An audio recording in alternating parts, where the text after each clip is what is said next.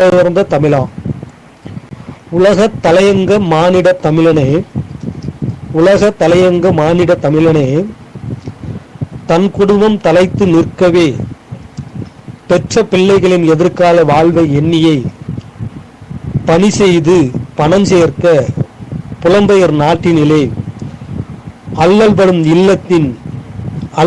இல்லத்தின் வறுமையை போக்கவே அயலவர் நாட்டில் துவலுண்டு நேயம் மறந்து உழைத்து மேனி குலைந்து, அயலவர் நாட்டிலே துவலுண்டு நேயம் மறந்து உழைத்து மேனி குலைந்து உறக்கம் மறந்து தன் வீட்டார் செல்வத்தோடு வாழ்ந்திடவே கண்ணீரை தன்னுள்ளேயே மறைத்து மனக்குமுறலை மனதில் அடக்கி உறவின் முறையின் துயர்வுகளிலும் பங்கு கொள்ளாது வளரும் பிள்ளைகளுக்கு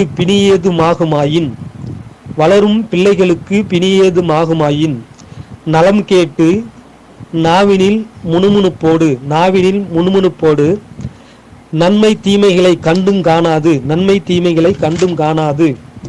அரைமனதோடு மகிழ்ச்சி இல்லா வாழ்க்கையை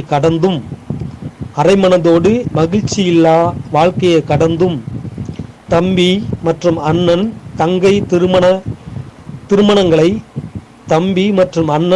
திருமணங்களை வெறும் காணொளிகளாக கண்டு இரத்த உறவுகளான தாய் தந்தையர் இறப்பினை காது வழியாக கேட்டு ஒவ்வொரு மாதமும்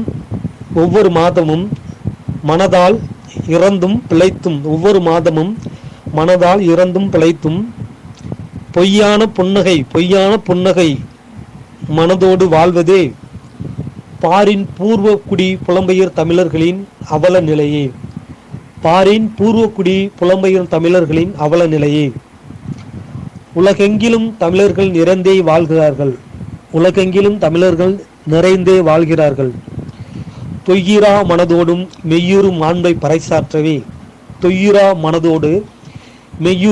பறைசாற்றவே வாழ்வாய் தமிழா அமிழ்தாய்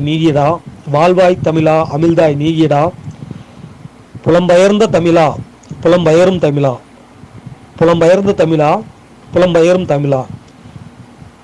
நான் கவிஞர் கோலை நாவலகம், திருவாரூர், தமிழ்நாடு. நன்றி, வணக்கம்.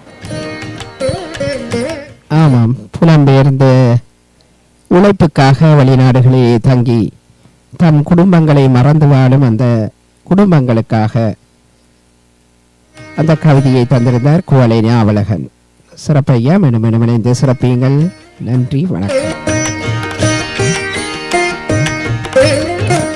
அடுத்து இணைந்து கொள்கின்றார்